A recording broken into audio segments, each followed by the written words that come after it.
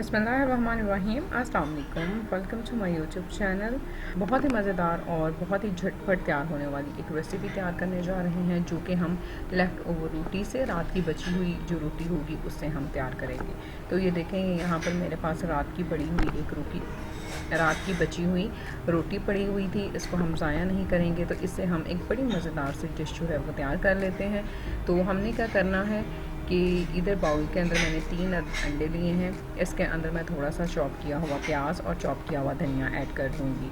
उसके साथ में इसके अंदर हाफ़ टी स्पून के करीब नमक और हाफ़ टी स्पून के करीब ही मैं इसके अंदर काली मिर्च ऐड करूँगी।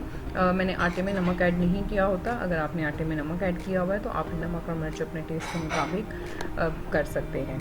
और इनको हम फिर अच्छा सा मिक्स कर लेंगे। अच्छा सा मिक्स करने के बाद यहाँ पर पैन के अंदर चला जाएगा देसी घी। आप बटर या ऑयल भी इस्तेमाल कर सकते हैं। और इसके अंदर हम ये अंडे का मिक्सचर जो है वो ऐड कर देंगे। मीडियम फ्लेम मैंने की हुई है। जैसे ही ये एक साइड से कुक हो जाएगा, इसकी साइड को हम चेंज करेंगे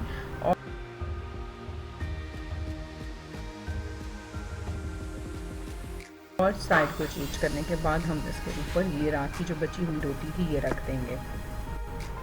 स्पैचुला की मदद से यहाँ पर किसी भी चम्मच की मदद से आप इसको हल्का हल्का उसके ऊपर प्रेस कर दें और इसकी साइड को हम चेंज कर देंगे।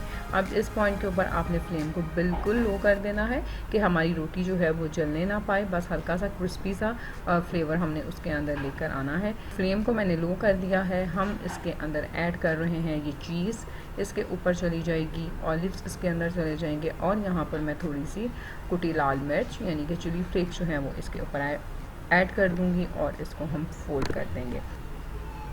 दोनों तरफ से हम इसको 1 मिनट तक के लिए जो है वो कुक करेंगे। ये दूसरी साइड के ऊपर भी मैं थोड़ा सा देसी घी दोबारा अप्लाई करूँगी और इसकी साइड को चेंज कर उस तरफ से भी तकरीबन 1 मिनट तक के लिए मैं इसको पका लूँगी। बहुत ही मज़ेदार ये बनता है। सुबह के टाइम नाश्ते में आप इसको झटपट 5-10 मिनट के अंदर तैयार कर सकते हैं और इसको खा सकते हैं।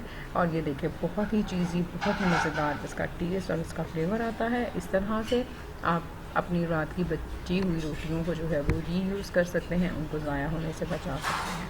अपना बहुत सारा ख्याल रखिएगा। फिर मिलूँगी नई और बहुत ही मज़ेदार सी रेसिपी के साथ। Thank you very much and अल्लाह हाफ़िज़।